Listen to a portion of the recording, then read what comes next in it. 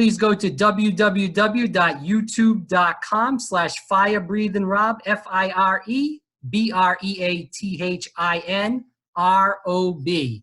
And just look at all of our videos. We've had quite a few people from soccer to other sports, basketball. We've also had politicians, Lincoln Chafee, Jordan Sheridan. We have also Ron Placone's been on here, and quite a few others that have been on the program, and greatly appreciate that. So please like, subscribe, comment, and share those videos and check them out. I am greatly appreciative to have on Lee Camp. He's a stand-up comedian, writer, actor, and activist, and he's also on RT with Redacted Tonight as his weekly show. And he also has a book coming out, Bullet Points and Punchlines. So definitely go and check that book out. And Lee, thanks so much for coming on the program. Greatly appreciate it. Yeah, thanks a lot for having me. I appreciate it. Yeah, no worries. So let's first start off. I want to talk about the book and a lot of issues that are going on in America right now. But with COVID-19 going on right now, and you're in D.C., right in the heart of where all the bills of being adopted right now, and all the crises of being a huge city and the quarantine going on, how is D.C. handling COVID-19? What are you seeing around D.C.? Well, it's bizarre, like just about every city right now. Things are basically shut down. Every restaurant, every bar, all that stuff, it's been shut down for well over a week, I think. I'm still, my channel, they're doing 1 week on, 1 week off. So this is my week off. And then next week, I go in and film another Redacted Tonight. So luckily that is still carrying forward. But in terms of the bills and things, it looks like this bill will probably get passed, this bailout. And, there's a couple little breadcrumbs in it for the American people, the average American person, the $1,200 checks, etc. But those really are breadcrumbs compared to what we're talking about, $2 trillion, which can then be leveraged for multiple trillions beyond that. And it really is just a massive giveaway to corporate, the corporate titans that run this thing. They are used to these crises. If it wasn't going to be coronavirus, it was going to be something else that caused a crisis, an economic crisis, and they were going to jump in there and be ready to give themselves trillions of dollars like they did last time, and they claim there's going to be a little bit of oversight. But we saw with the TARP funds, the last bailout of $700 billion in the TARP funds, the oversight, yes, there was some oversight. Yes, they found some fraud, but for the most part, the fraud continued whether they pointed it out or not. So it didn't really do anything. Can we talk about this as a person that's a progressive media person and also a progressive comedian? Let's just talk about, go on to the COVID-19. We saw Bernie Sanders go out in the Senate last night. He made a good speech. It went viral all over Twitter. But basically, why is Bernie not running around doing this consistently, not shouting? I mean, I know he's done his town halls and his live streams. He's done quite a few with AOC, Ilhan Omar, and Rashida Tlaib.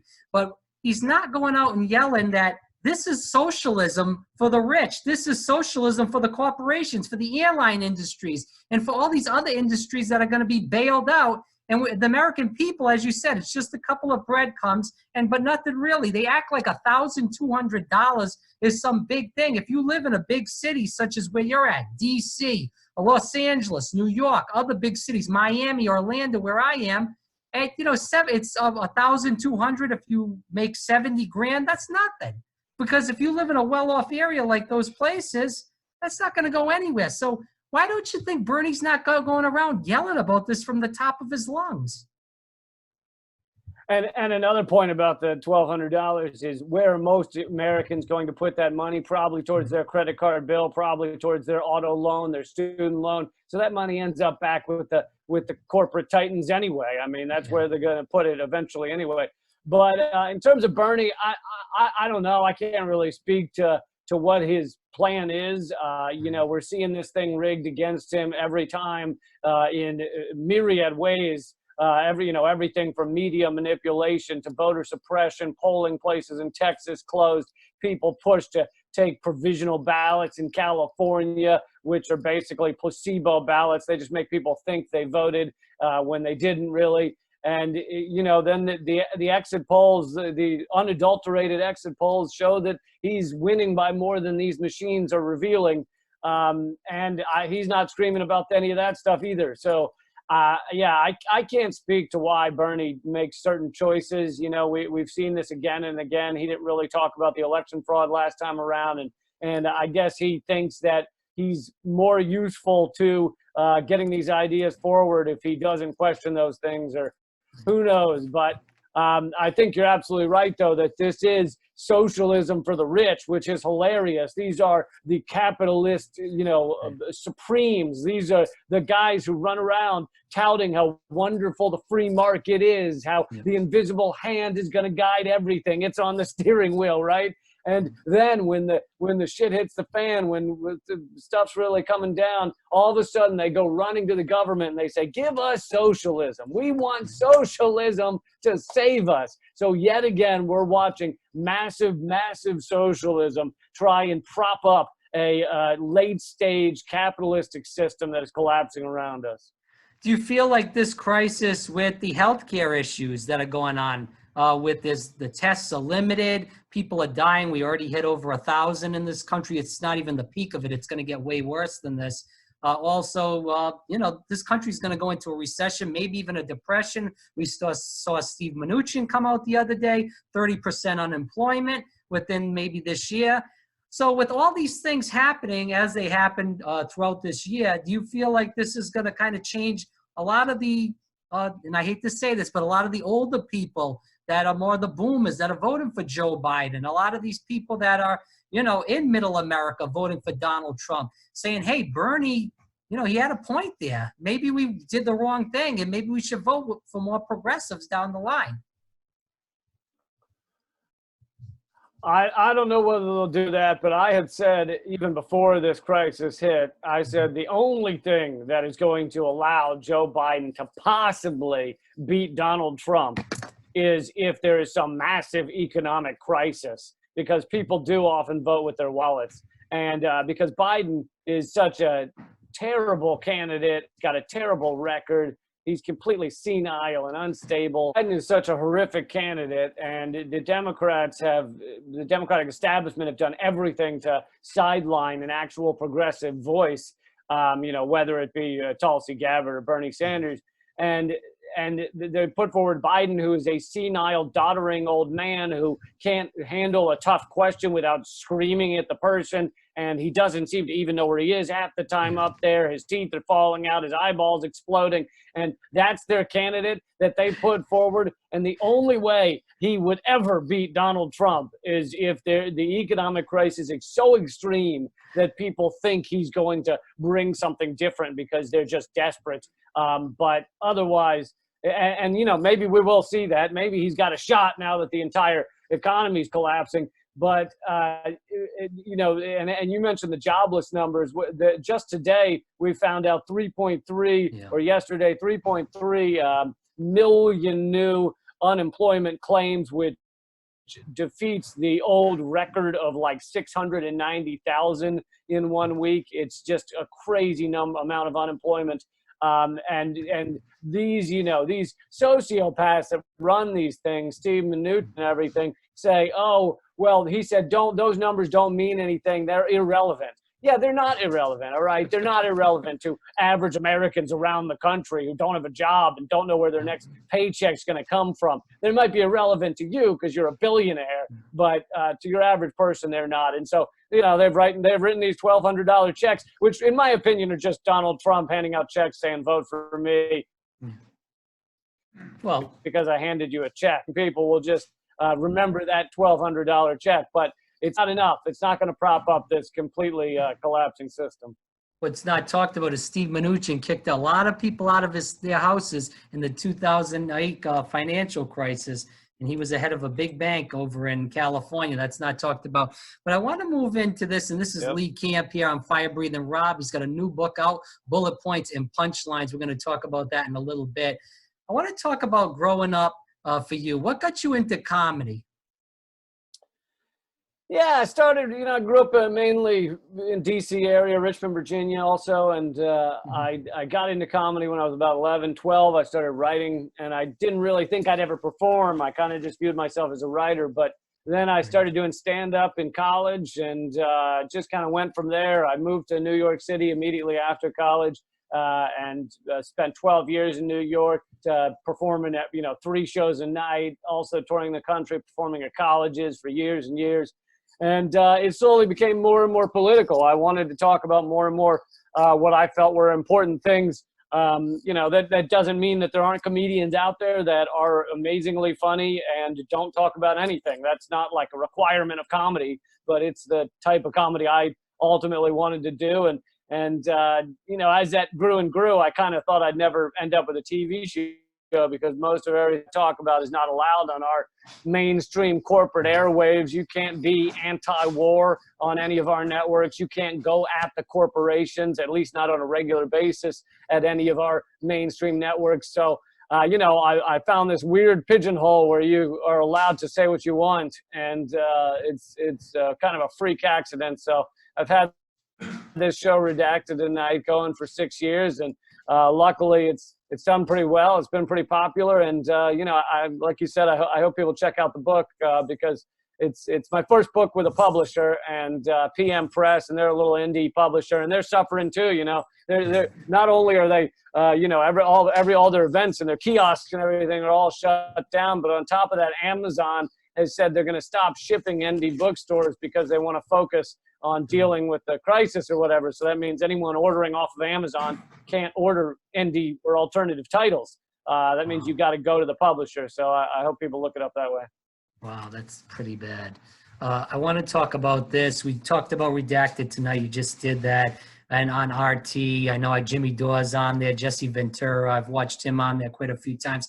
And the reason why I feel like people like RT that are in my age group and maybe even older than me too, is because you guys tell the truth. You got you and Jimmy, Jesse Ventura. You guys tell the truth. It's unbiased news. It's straightforward stuff, and the facts are there.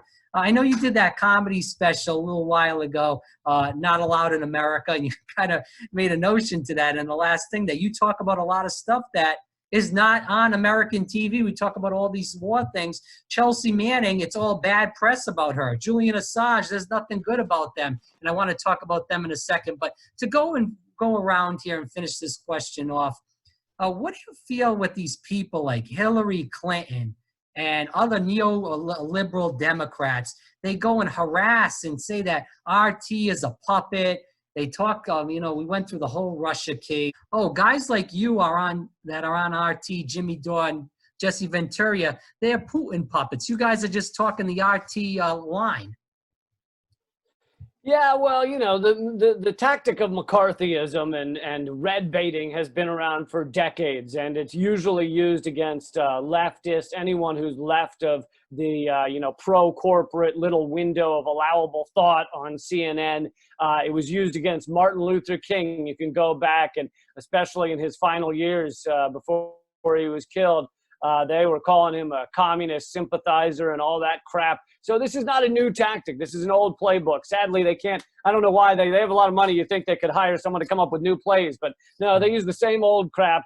And they throw it at me now, and they throw it at people who work at all. But the truth is, I've never been told to say anything. I've never been told not to say anything. I am incredibly uncensored. And you compare that to just about any of your other mainstream outlets. They say they are censored regularly. I mean, Melissa Harris Perry, who was forced out at MSNBC, she did interviews where she said that she was stopped from saying all kinds of things. She was stopped from covering Beyonce's halftime show, a Super Bowl halftime show, because it was Black Panther inspired. The outfits were Black Panther inspired, and that was too controversial for MSNBC. So you've got these incredibly censored networks, and then you have one rare network or a couple, that very rare, that let people say what they want. And that is very dangerous to the ruling elite, as was WikiLeaks, which you mentioned a second ago. And so the truth is very dangerous to the system they've set up. And they have to do everything they can to malign and trash and sideline those who really do speak the truth and speak their mind and aren't censored. And many of the people at RT America used to be at these big networks. Rick Sanchez is there now, but also Chris Hedges was a Pulitzer Prize winner for the New York Times. He was forced out after he came out against the Iraq War. Jesse Ventura had one of the main shows at MSNBC in 2001. But then they found out that he was against the Iraq War, and they couldn't have that. So he said on my show that they paid him millions upon millions of dollars to simply go away, to not be on their network and not be anti-war. They just said, we're ending your show. Here's millions of dollars. Just don't talk about it anymore. And I mean, that is how much they don't want an anti-war voice on those networks. Talk about a guy that was on your network that just passed away recently in the past year and a half, Ed Schultz, and he was a great man. I loved watching him on MSNBC. That's how I first found out about Bernie Sanders, being originally from Rhode Island in that New England area. Yeah. When Bernie used to come on Ed's show consistently, 2015, Ed was down there in Vermont going to cover that Sanders announcement speech. MSNBC, Phil Griffith called him up, said, you better not do that. And they ended up firing him, and he went to RT with you. Yep, they pulled the plug on Ed Schultz, even though I think he was their either first or second most highly rated show, because he was too much for the, he's not even he wasn't even a revolutionary man. He was just for the working man. He was really, truly stood up for the working man, stood against trade deals, stood up for the ideas that Bernie Sanders talked about. And that was way too much for MSNBC. They couldn't have someone standing up for your average working man on a regular basis like that.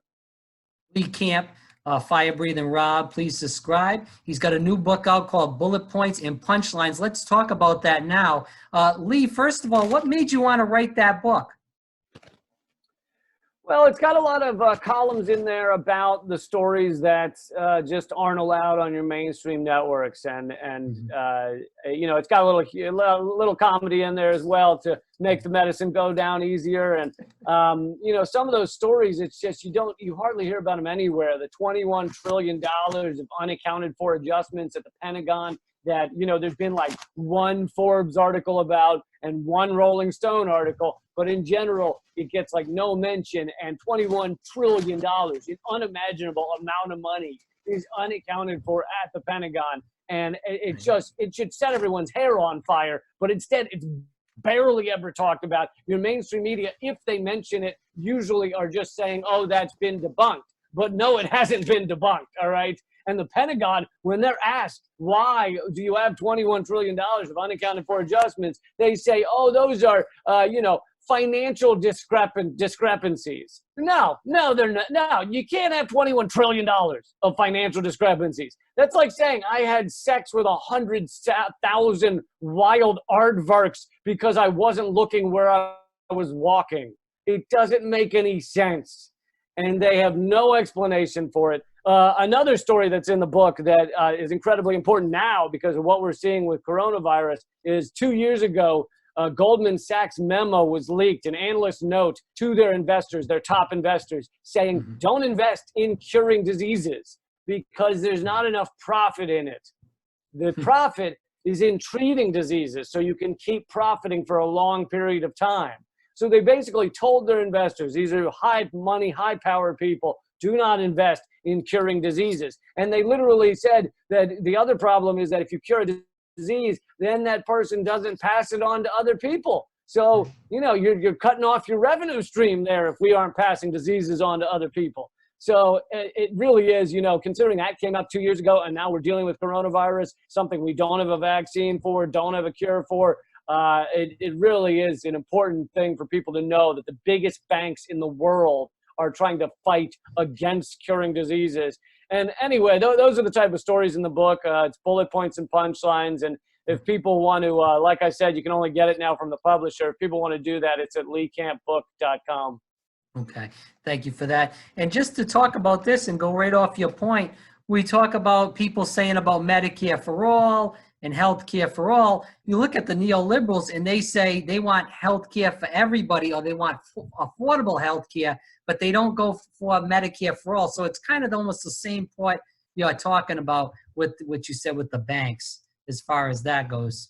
Yeah, I mean, it's putting profit over people is what it all comes down to, and they don't want to cut away the profit. And when Obama went into office, he had all of Congress lined up behind him. It was a Democratic Congress, Democratic president, and he said, "I want to work on healthcare." But immediately, in day one, they said universal healthcare. They said Medicare for all or whatever, one payer, single payer is off the table. We're not even going to try for it. We're not even going to talk about it because they wanted to keep the insurance companies, because the insurance companies fund both parties. So they had no interest in cutting out the insurance companies. So yes, Obamacare got a few more people covered, but at the end of the day, it's still profit-based healthcare, which no other industrialized country has a system like ours, where people just are, so many people are bankrupted, lives destroyed, people afraid to go to doctors. And of course, now we're seeing it with coronavirus. People are afraid to even go get tested, afraid to even find out if they have it, because they can't afford the what they might have to deal with. They can't afford the treatment. You know, for a while they couldn't afford the test. Now they're saying the tests are free, but initially it was $3,500 just to get tested. Yeah. Obamacare was a giveaway to the insurance companies. I mean, if we wanted that policy, I'm from Rhode Island originally, as I said, you know, we could have just got Mitt Romney in there and got Romney Care and got the same thing. The only thing that was better with Obama was, really is the same. Yeah, the only thing that was Really been better with the same. Obama was that, you know, we would have had the two liberal judges in there on the Supreme Court, whereas you have Romney in there, you wouldn't have got those. You would have got two conservatives. But I want to talk about. Go ahead. Sorry. Hold on, about the judges. I agree with you. However, that might be less different than people realize, because if you compare Kavanaugh, that Trump just forced onto the Supreme Court, with the pick Obama wanted in there, Merrick Garland, right? Remember him? He did not get in. Now, Garland and Kavanaugh sat on the same bench together and apparently voted together 91% of the time. So the liberal pick and the conservative pick are agreeing on 91% of all cases. I mean, that's the difference we're talking about. Now, I'm not saying they're not different, but it's much more slight than people think. It's the corporate pick. It's not the liberal pick. It's the corporate pick in plain English. Since we brought up the Pentagon a little bit, and you spoke about all the spending that we don't even know about, this stuff going on. We just saw the New York Times a couple months back brought out the article about the Afghanistan reports and how much of a joke it was to go in there. People died and got killed for basically no reason. But that's another story for another day. But I want to talk about this. Can you give the people, because a lot of people that I know don't even know the story about Chelsea Manning. He's supposedly supposed to get released from a year of confinement right now. Is that correct? That already happened? She has been released, yeah, and she was held for another year. It just ended a week ago, but held for another year for basically nothing, for not agreeing to work with a secretive grand jury, a completely should be unconstitutional system of, court system in which she would not have defense. She would be just completely secretive, and it's just horrible for her. It's a terrible situation, and she never should have been locked up for that. And so they held her for a year. She tried to commit suicide, and she just got out. However, when she was released, the judge still said she owed $250,000 in fees and fines to the court. However, luckily, which is insane. However, luckily, people did a GoFundMe and they already raised the $250,000 to pay off her fines. That's incredible that happened. And not only that, the abuse that she took throughout so many years that she was in prison, then out of prison, then brought back in. I mean, I don't think I could have took that. And for what? Even people who, are rah, rah, rah, America, I love the military. She revealed war crimes, the people who committed those war crimes, who literally were just gunning down innocent civilians, including 2 Reuters journalists. Those people should have been tried. There should have been a court martial for them. But instead, we see no accountability except for the whistleblower. This is, as with Julian Assange, we're basically almost literally shooting the messenger. Is it just that these people should be heroes? You agree with me? Yeah, absolutely. There should be monuments built for Julian Assange and Edward Snowden and Chelsea Right. Manning, and they revealed to us what our government is doing in our names, the blood on our hands, the mass surveillance. I mean, everyone should be furious. Why are we, American citizens, being surveilled constantly by our own government? These people are absolutely heroes, and it goes to show how tenuous, how unstable the American empire is when you have this level of inequality and this level of corruption at the top, that they can't handle having any of the reality revealed to us. So, you know, our mainstream media has already stopped talking about Edward Snowden. Many of them acted like he, you know, should be imprisoned himself. They've trashed Julian Assange despite using WikiLeaks for their own articles initially, and now they've turned around and pointed the finger at a journalist and said he should be in prison. And it sets a horrible precedent for the way the United States is going after Julian Assange right now. If he's, I mean, he's been tortured for years, really, and now if he's extradited to America to be imprisoned for life for simply being a publisher, a journalist, and everyone should keep in mind that WikiLeaks has never, I repeat, never published anything incorrect. No one has ever proven that anything they put out was not true. And yet, compare that to CNN or Fox News or MSNBC, who can't go 30 seconds without getting something wrong or manipulative or straight up lying. So the idea that Julian Assange is the one who should be in prison is just completely backwards. I mean, we live in an inverted moral universe. You're right. He should be a hero. He should be on our dollar bills or something, baseball trading cards.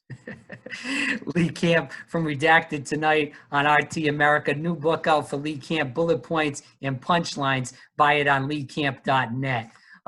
We saw Donald Trump during the election saying, WikiLeaks, you know, I love WikiLeaks, release all these papers. And now he's against Julian Assange. Isn't it funny how that happened? And why does Trump now hate Julian Assange? Well, because Trump is about himself, so anything that can help him is what he likes. So at the time, WikiLeaks was releasing DNC emails, and that was helping Trump. Now, they weren't doing it to help Trump. WikiLeaks is just for transparency, and they have released stuff about almost every country. They've released, stuff about internal documents from Russia, from Peru, from Australia, from Britain. They've released stuff about the Bilderberg Group. You could just go down the list, and they have released or created transparency for tons of stuff. And at that moment, Trump liked them because they were revealing, Hillary Clinton emails and stuff like that. But so he said, hey, I love WikiLeaks. Give me all the emails.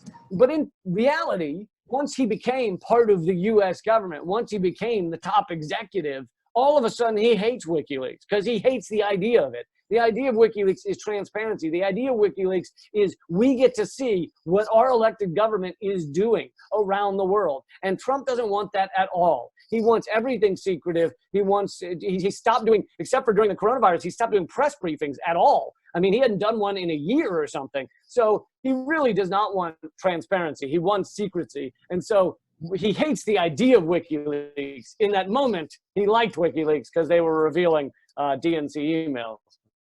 Two questions left about politics going on right now. Why do you feel like Trump's approval rating is going up right now? Well, part of it is that our mainstream media has done such a tremendous job of being terribly wrong and terribly propagandistic that now when you need them, in a case of a virus, a disease, you need scientific fact. You need to know the reality of the situation. We finally need a good media right now. And they're largely reporting the truth with coronavirus. Most of them are. However, it's too late. You've convinced, by being so crappy for so many years, you've convinced the American public that you are a sham. And mostly they are. They're pro-corporate on almost every front. So they basically delegitimize themselves by being corporate propaganda for, 30 years or more. And now when Donald Trump is, I mean, when it comes to science and coronavirus, he's an idiot. He has no idea. He has literally no idea what he's talking about. I mean, there was that video where he's meeting with the CDC scientists and he asked them if people should go and get a couple of flu shots to help deal with coronavirus. And they were like, no, you idiot. First of all, flu's not coronavirus. Secondly, getting a couple of shots doesn't do anything, you moron. But he says stuff like that because he doesn't know the truth, and he's a moron on it. And our media should be there to catch him on this stuff. But instead, people stop believing our media because they're garbage on everything else. I mean, they won't report what's really going on with Wall Street, what's going on with your average worker, what's really going on with the environment, what's really going on in so many ways around the world with our endless wars. And so if you're going to lie to us every day and then we finally need you, don't be surprised that people don't believe you anymore. Well, the truth is, if we had quality health care, you wouldn't really have to worry that much. Because if you did get it, you would be sure to get a ventilator and you would be sure to have the best doctors and everything. But instead, our healthcare systems are getting overwhelmed. And, you know, your worry, understandably, would be that if you get it, you're not going to get the best treatment. And that's the real, shame of it, because we've spent so many years making our healthcare system about profit that we now can't help people when it's not about profit. Well, it's not. It's also that, as you spoke about, and that Trump is not taking this seriously, not just about the stuff we both said, but we also see Mike Pence coming out and saying, if you wear a mask, even if you're sick, you can go to work. I mean, these people, I mean, that means this will never go away. We could have deaths in like the hundreds of thousands the way these people are talking about. I mean, come on, man, give me a break. It's a total joke and a farce. I want to talk about this and go into a couple of political questions about 2020 right now as we're going to end the interview. What do you feel like Bernie Sanders' downfall was? Yeah, I mean, they were just desperate to stop him. They really were. You saw the media just losing their minds when they thought Bernie Sanders was going to win it. But, you know, even without talking about the exit polls and the unaccountable machines and everything, it was rigged in other ways. I mean, that shadow app in Iowa, they suddenly create an app 2 months beforehand that built by Hillary staffers, former Hillary staffers, and the app just mysteriously can't work. And then, well, no one knows in Iowa. And then you have the night where the entire Democratic race all endorses Joe Biden at the same time. Buttigieg, Amy Klobuchar, they all come out of the woodwork and endorse Joe Biden. It didn't make any sense unless you've got basically collusion amongst the entire Democratic establishment. You have Obama on the phone talking to Buttigieg and Klobuchar and saying, you know, this is the way it's going to work if you want to be part of the establishment right now. And they all fell in line in order to stop Bernie Sanders, because at the end of the day, the Democratic establishment cared more about stopping Sanders than they cared about beating Trump. They would rather have someone in there who's going to lose to Trump, like Joe Biden, very well could, and they'd rather have that than have Bernie Sanders, who very well would have beaten, you know, especially with economic troubles in the country, would have beaten Donald Trump handily. They'd rather have Joe Biden lose, because Donald Trump has been, although they don't like some of the things he's done, he's been wonderful for corporate tax breaks, Wall Street, war. The military continues to go unfettered largely. So in a lot of ways, he's been fine for the Democrats, you know, the rich Democrats. They have no problem with that. And as for why Bernie wouldn't take the gloves off, you know, he just is that kind of politician. He's always wanted to keep it above the fray, not get down in the mud with these people. But I think that his biggest mistake, his real downfall, will not be that he didn't win the presidency. It'll be that he didn't turn the energy behind the stuff he's talking about into a movement that didn't need to be about parties. It could have left the Democratic Party. It could have been bigger than that. It could have continued to grow as a thing that was going to say, hey, screw your stupid rigged elections. We want to build something powerful here. And he very well could have done that. He could have done it in 2016. And instead, at the end of the day, he endorsed Hillary and he ran around the country touring with the DNC. And he's probably going to do the same thing, you know, run around touring with Joe Biden. what would you say to millennials? Should they vote for Joe Biden? Should they, if they're in a swing state, should they vote third party? What would you say? Well, in terms of that, I mean, and I get into arguments with some other people who I very much respect and agree with a lot of what I talk about. But, Yeah. I don't know. I can't tell them what to vote for, but who to vote for. I can see voting. I can see the swing state voting for Biden simply because of one issue, and that's climate change. And Joe Biden is a catastrophe on, he'll give giveaways to oil companies as much as Trump, but, maybe you need someone who believes that climate change exists. But, even that is like a tiny little thing. I mean, I don't mean it's a little issue. I mean, the odds that he'll change anything is a tiny little possibility.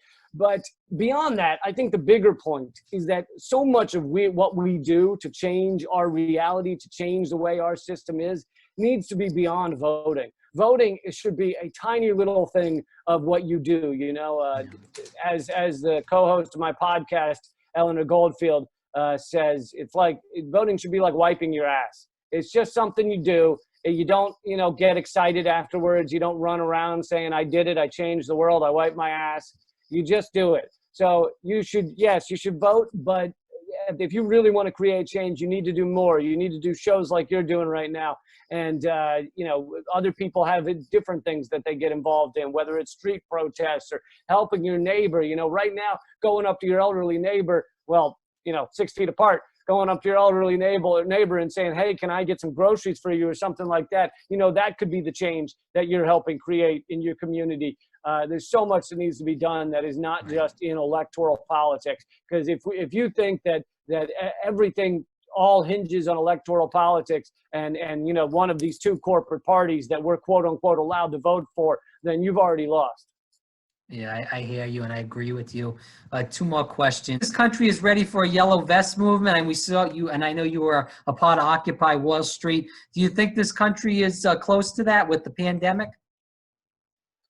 I think we need some large-scale movements in the streets. Absolutely. I don't want to just say yellow vest, because I know that there's some things that have gone right with the yellow vest, some things have gone wrong. And I think one thing that the yellow vest movement did right is that it put differences aside in order to include a lot of people, get a lot of people active in standing up against austerity in France, and standing up against the changes that neoliberal douchebag Macron was forcing through. So, they had right-wingers, they had libertarians in there, they had left-wingers. It really was like, put your differences aside, let's fight for this and get the workers working together. And in that way, I think we need a movement like that. It really needs to be about workers, average people fighting together, putting some of those differences aside and realizing that we are being exploited every day. And if the ruling elite can divide and conquer, if they can tell you that you should never march with a libertarian, or you should never march with a leftist, or you should never march with someone who has a show on RT America, if they tell you any of those things, then they've already won, because they've divided us into a bunch of different factions that can't achieve anything. Lee, to end the program, where can people find more about you? And also, can you just say where people can get your book again, bullet points and punchlines? Yeah, thanks a lot. The easiest place is leecamp.com. People can find everything there, or leecamp.net. But the book is also at the website, but leecampbook.com. And then the last thing is I just released my stand-up comedy special for free. It's for free for the first time. And the easiest way to get that is leecampamerican.com, because it's called Not Allowed on American TV. So leecampamerican.com, and people can watch the whole special for free. Lee Camp, Redacted Tonight on RT. And also, as he said, his new book out, Bullet Points and Punchlines, leecamp.net. Lee, you're an American treasure. Thanks so much for coming on Fire Breathing Rob, and hope to talk to you soon. Thanks, man. Keep it up. All right. Thanks so much, Lee. Thanks a lot.